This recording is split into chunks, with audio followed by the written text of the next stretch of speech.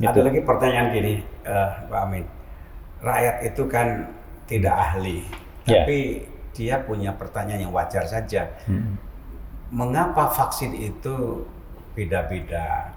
Kemudian di antara pengguna dan pabrik itu kadang-kadang mengesankan seperti kompetisi ya. Betul. Satu menjegal yang lain, sehingga kemudian jangan milih ini, jangan milih ini. Bagaimana menjelaskan vaksin yang berbeda-beda itu? Sikapnya mestinya bagaimana masyarakat?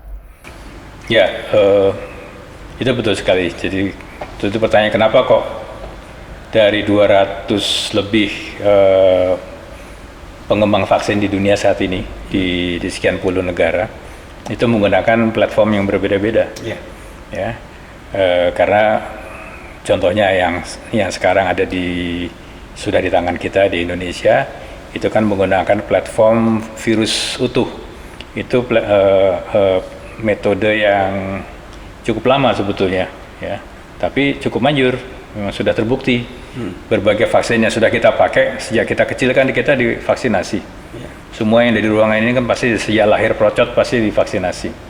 Nah itu platformnya beda-beda. Ada yang virus atau bakteri utuh, ada yang hanya bagiannya dari bakteri atau virus yang dipakai. Nah sekarang ada teknologi yang lebih baru, yang paling baru, yang DNA atau RNA itu adalah teknologi yang paling baru, tapi saking barunya belum pernah dipakai. Ya, jadi sebelumnya belum ada vaksin lain yang pernah menggunakan teknologi itu. Ya, tentu itu membutuhkan penelitian yang lebih ekstensif. Ya. Tentu setiap platform, setiap jenis vaksin itu punya kelebihan, punya kekurangannya. Ya, yang teknologi lama pun punya kelebihan, punya kekurangannya. Yang baru juga demikian. Tapi intinya apa yang dihasilkan dari semua platform vaksin manapun itu sama sebetulnya, bahwa intinya adalah memasukkan protein dari virus yang saat ini COVID-19, kemudian protein itu akan merangsang pembentukan baik antibodi maupun kekebalan seluler namanya dari tubuh manusia, yang pada gilirannya akan melindungi tubuh manusia itu dari serangan virus. Nah, itu yang tujuannya sama sih sebetulnya. Jadi apapun platform yang dipakai itu sebenarnya tujuannya sama. Oke, sekarang saya kembali ke Mas Dan. Ini kelihatannya kan berlomba Mas, antara pemulihan ekonomi dan vaksinasi yang dua-duanya mahal. Satu vaksinasi itu ternyata juga berapa triliun nih. Dan itu pun juga tidak bisa segera karena jumlahnya besar. Tapi kalau ini terlambat, ekonomi keburu memburuk, sehingga ini berlomba untuk meraih herd immunity perlu waktu. Sementara ekonomi kan juga lama-lama decliningnya juga semakin tajam. Gimana melihat ini Mas? Kemudian apa kira-kira ide tawaran solusinya? Sebetulnya perlu memang ada terobosan dan keberanian dari pemerintah. Sebab biar gimana semua kepemimpinan ada di pemerintah. Jadi kalau kita melihat keadaan ini, udah saatnya sebetulnya pemerintah atau presiden malah ya menyatakan bahwa kita anggap pandemi di Indonesia itu sudah under control. Jadi sudah terdidik baik rakyat kita untuk misalnya 3M. Dan itu akan terus, edukasi ini akan jalan terus. Sehingga demikian memberikan perasaan tenang kepada masyarakat. Dan juga tentunya dampaknya adalah pihak luar selalu dari luar negeri yang mengatakan kok bisa menyatakan demikian. Nah, tentu ini harus karena kebutuhan dalam negeri yang harus membela kepentingan rakyat dalam harkat hidup. Nah, untuk itu problemnya kan selalu adalah bagaimana ekonomi yang globalisasi itu menjadi masalah kan. Tapi sekarang ini dengan adanya pandemi ini, maka globalisasi ini kan stop untuk sementara atau berkurang banyak. Sehingga tidak ada salahnya sebenarnya kalau kita konsentrasi fokus di domestic market. Jadi ekonomi dalam negeri yang ditumbuhkan Mungkin kalau zaman dulu Bung Karno mengatakan berdikari ya. Nah, berdikari ini kan bisa dijalankan sementara keadaan seperti ini, dan dampaknya adalah tumbuhnya ekonomi dalam negeri, dan barang-barang dalam negeri ini makin meningkat ininya, kualitasnya, produksinya, karena kita dipaksa tidak impor dan kita dipaksa menggunakan apa-apa yang ada di dalam negeri. Ya, jadi yang tadinya itu hal-hal yang sebetulnya kalau dilihat agak nggak masuk akal ya. Indonesia begitu banyak buah-buahan, tapi kita juga import buah-buahan dari luar negeri yang sebetulnya kayak apel, seperti anggur yang bukan buah-buahan orang Indonesia. Itu kan tidak diperlukan sebetulnya dalam keadaan seperti ini, sehingga kita bisa meningkatkan produksi buah-buahan dalam negeri. Terus kemudian kalau kita bicara properti, rakyat kita itu yang belum punya rumah mungkin ada 40 juta orang. Sekarang kalau pemerintah fokus membangun perumahan-perumahan rakyat dengan produk-produk dalam negeri, berapa dampak yang akan timbul dari bisnis ini?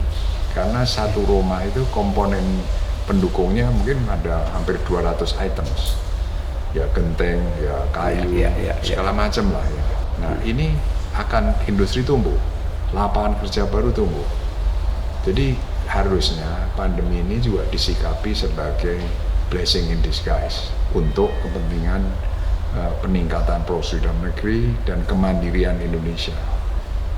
Jadi itu tentunya perlu keberanian, perlu keputusan dengan segala risiko tidak populeran, tapi dengan komunikasi yang baik, saya kira ini memungkinkan. Karena saat ini rating yang kita lihat saat ini, pemerintah kita tuh Pak Jokowi itu mendapat rating 74% dukungan rakyat yang meningkat. Jadi kepercayaan rakyat terhadap presiden atau pemerintah kita ini besar sekali, dan ini harusnya dimanfaatkan untuk mengambil terobosan tersebut, sehingga segera ekonomi itu akan membaik, dan juga mau nggak tidak mau produksi dalam negeri menjadi pilihan rakyat.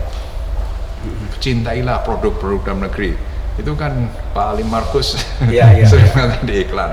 Tapi kan susah ya menghimbau kalau tetap importnya banyak, bagus-bagus barang-barangnya. Ya, tapi dengan dipaksa ini akan membaik ekonomi. Ya, jadi ada 3 hal tadi menarik sekali di Mas ini, Pak Amin. Satu, kunci pertama adalah bagaimana pemerintah ya bisa berdamai menerima realitas bahwa pandemi ini ada, tapi kita sudah bisa menghandle. Ya sudah, mari kita berkawan layaknya virus yang lain dengan tetap menjaga protokol kesehatan. Kalau itu telah menjadi satu keputusan sikap bersama, maka kita tidak galuh mengusir, tapi bagaimana kita mensiasati dengan gaya hidup sehat sambil vaksinasi berjalan. Yang kedua, sebuah kesadaran bahwa globalisasi itu sekarang terinterupsi. Oleh karena itu ini peluang meningkatkan ekonomi dalam negeri. Kalau itu dilakukan, ekonomi tumbuh, kemudian kegalauan berkurang, tapi usaha vaksinasi juga berjalan. Sekarang kira-kira terhadap pandangan ini gimana, Pak Amin sebagai orang yang berada di garda depan, meresponi vaksin ini? Mungkin saya bisa menambahkan atau mengomentari apa yang disampaikan Pak Darmono terkait hal ini. Dalam waktu singkat ya, tahun 2020 ya, begitu ada pandemi, kita bisa melihat munculnya inovasi-inovasi anak bangsa yang selama ini terpendam, dan ternyata itu semuanya ada, dan dalam waktu singkat itu bisa muncul, dan itu sebenarnya bisa dimanfaatkan untuk mengatasi pandemi. Saya ambil contoh misalnya BPPT. Dalam waktu singkat mereka bisa membuat mobile unit untuk pemeriksaan PCR yang bisa keliling-keliling itu ya. Walaupun di dalamnya masih ada beberapa komponen import. Tapi yang paling menonjol adalah bahwa ternyata anak-anak Indonesia ini bisa membuat ventilator, alat yang dipakai untuk menyelamatkan jiwa. Jadi alat bantu nafas. Itu yang selama ini kita harus import dalam jumlah besar. Ya. Nah, sebetulnya kemampuan itu sudah lama dimiliki, tetapi ya itu tadi, sebagian besar orang di Indonesia lebih suka pakai yang import. Ya. Nah sekarang dengan kebutuhan yang begitu besar, di luar negeri juga produsen-produsen besar menahan karena pemerintahnya mengatakan tidak boleh diekspor. Ya, jadi dalam keadaan seperti ini kita menyadari bahwa sebetulnya kalau kita bisa bikin dan kemudian kita bisa pakai produk dalam negeri, itu sudah bisa mengatasi permasalahan bangsa. Ya. Dan itu sebetulnya yang ditakuti, Pak. Mungkin Pak Komarudin kan juga anggota DRN. Ya. Di DRN itu, ya waktu itu Pak Bambang pernah menyampaikan juga gitu, bahwa yang ditakuti oleh orang-orang di luar negeri itu bukan tentang banyaknya jumlah S3, PhD atau apapun. Tapi yang paling ditakuti oleh luar negeri dari Indonesia adalah kalau orang Indonesia itu sudah mau pakai produknya sendiri. Ya, ini menarik sekali dan ini sudah terbukti. Gimana Mas? Untuk menjelaskan, meyakinkan kepada pemerintah, pengambil kebijakan maupun masyarakat bahwa ini ada blessing in disguise. Ya, saya kira dari diskusi semacam ini kita bisa perluas, mungkin mengajak lebih banyak segmen-segmen dari masyarakat, mungkin dari DPR kita ajak, dari akademisi dan para pelaku bisnis. Ya. Dengan demikian maka waktu presiden atau pemerintah mengambil keputusan itu dukungan masyarakat sudah kuat. Bahwa alhamdulillah kita siap kok, rakyat ini siap untuk mengikat pinggang, berjuang bersama-sama untuk mulai menuju Indonesia yang mandiri ekonominya. Dan ini kan kesempatan seperti ini mungkin nggak 100 tahun sekali. Ya. Jadi kita kalau mau menyalip itu kan harus di tikungan ya. Inilah tikungan yang diberikan ke kita semua, yang harusnya disyukuri. Dan hal ini harus diterima sebagai berkah, dan kita tetap harus percaya bahwa Indonesia itu selalu diberkati ya, untuk bisa maju lebih kuat. Pandemi ini harus membuat kita ini lebih kuat, lebih dewasa, lebih bersatu. Ya. Wah, saya senang sekali ini kesimpulan ini. Nah, bagaimana mengingatkan masyarakat kita yang sikapnya mendua? Sering mereka itu ngomong anti asing. Sementara mereka juga pemuja asing, impor. Padahal kita punya rakyat, punya intelektual, punya orang pinter, dan kondisi memungkinkan mendorong dengan pandemi ini. Nah sekarang untuk menutup diskusi ini, saya ingin tanya ini, apa saran konkret baik pada pemerintah maupun pada masyarakat untuk program vaksinasi ini? Kaitannya dengan pemulihan ekonomi bangsa ini, Mas. Ya, kita tidak usah terlalu banyak perhitungan karena tadi seperti Prof. Amin jelaskan bahwa supply-nya itu masih di bawah daripada permintaan. Jadi jalan saja sambil terus edukasi dan juga tentunya penjelasan ke masyarakat, komunikasi yang baik itu harus terus-menerus. Dengan tertentu hal-hal yang positif itu lebih dikemukakan. Kalau kita bicara yang negatif terus, makin stres, makin berat. Jadi kita harus mulai sekarang, sudah setahun ini, harus bicara yang positif, yang optimis bahwa kita akan bisa melewati masalah ini dan akan menjadi pemenang. Ya. Prof. Amin, ada closing statement yang memberikan satu optimisme, tentu berdasarkan pengalaman nyata selama ini, bukan wishful thinking. Gimana mengajak masyarakat agar optimis, bangkit, bahwa ternyata sejauh ini kita bisa survive dan ada inovasi-inovasi yang orisinal. Ya, tentu pertama kita mesti mempercayai bahwa kita bisa mengatasi masalah ini. Artinya kunci keberhasilan mengatasi pandemi ini justru ada di masyarakat. Ya, kalau masyarakat sudah memiliki kepercayaan yang sangat besar terhadap produk dalam negeri, dan saat ini saya melihat semakin besar, karena kita lihat harapan terhadap vaksin produk dalam negeri ini begitu besarnya. Ya, sebelumnya barangkali tidak pernah seperti ini. Tidak hanya terhadap vaksin juga, terhadap produk-produk dalam negeri yang lainnya juga semakin besar. Ya, jadi ini ya tadi disebut sebagai blessing in disguise, bahwa situasi ini membuat kita percaya bahwa kita harus bergotong royong, berdampingan, ya, kerjasama untuk bisa mengatasi permasalahan ini bersama. Ya. Kalau terkait vaksin ini sekali lagi saya ingin menekankan bukan masalah pribadi, bukan masalah perorangan, tapi masalah kelompok atau kelompok lebih besar seluruhnya. Dan dengan berkomitmen menggunakan produk-produk dalam negeri, ya, sekali lagi tidak hanya terbatas vaksin tapi yang lain juga, maka kita akan ikut membantu, tidak hanya membantu, sebenarnya berperan aktif dalam memutar roda ekonomi.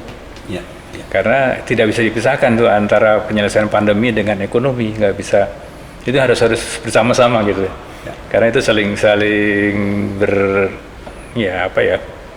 bersinergi gitu ya. Nggak bisa satu dulu, yang lain ditinggalkan, karena misalnya kesehatan dulu, yang membiayai siapa nanti?